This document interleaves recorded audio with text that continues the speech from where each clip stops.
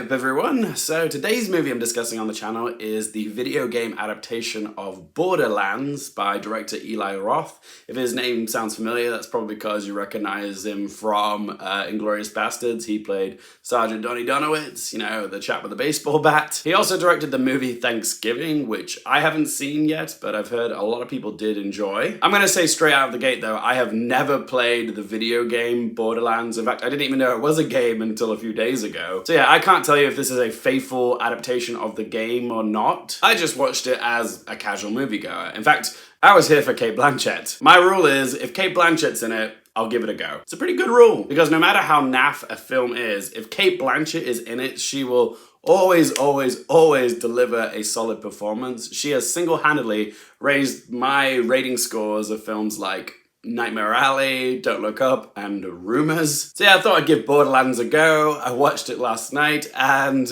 what did I think of it? Shrug. I thought it was pretty meh. Like, I know it's based off a video game, but it kind of felt like it wanted to be a Marvel movie. Like, this film really wanted to be like the new Guardians of the Galaxy, because it's really trying to copy the Guardians formula. Because you've got a scrappy bunch of mismatched misfits all coming together and forming this chosen family dynamic. They gotta find some MacGuffins before the baddie does, you know, because he wants to, you know, rule the universe. Even the humor of this film is very Marvel-esque, because like anytime there's like a serious moment, like it's always undercut with like, you know, some silly comedy or, you know, a quippy bit of banter. It's very Joss Whedon or very James Gunn or very MCU in general. The main problem with that though is that this film feels like it's 5 years late to a trend that most people seem to be getting a bit bored of now at this point. So it just feels like you're going through the motions of a wannabe MCU movie. It kind of looks like what it wants to be, but it doesn't taste the way it should. So much about it just feels a little off. And I think Lionsgate knew that what they had on their plate was a bit of a stinker, because the multimedia screening of this was the night before, and the embargo literally lifted this morning, the day where it's released to the public. So yeah, they clearly didn't have a lot of faith in it. The main problem with this film, I'd say, is the script, okay? It's messy, it's basic, it's also not very funny either. Like, so many of the jokes in this just did not land. The plot is about a bounty hunter called Lilith, who's played by Cate Blanchett, who is tasked with finding this girl called Tina, played by Ariana Greenblatt, and bring her back to her dad. And along the way, they find a few other misunderstood miscreants, and they all forge an unlikely bond. And there's nothing wrong with a story like this, okay? If it works, it works. The only problem is that it's not doing anything fresh with the story, okay? It's been done before, so many times before, and so much better. It is also so predictable as well. There's a reveal towards the end of the film about a character being a special chosen one who has the power to open up like a portal to another world. And anybody who's seen any movie ever can see this reveal coming a mile away. There's no mystery, there's no suspense. You already know like halfway through who the chosen one is, so when the reveal comes, it is such a wah-wah. Also, the script by Eli Roth and Joe Crombie is littered with so much cliched dialogue that you've heard like a zillion times before in other movies. You've got characters saying lines like, "I'm getting too old for this shit," and "You and what army?" It's not exactly cutting edge. And then you've got dialogue which sent my eyes rolling to the back of my head, like, "There's only one of you, you're special."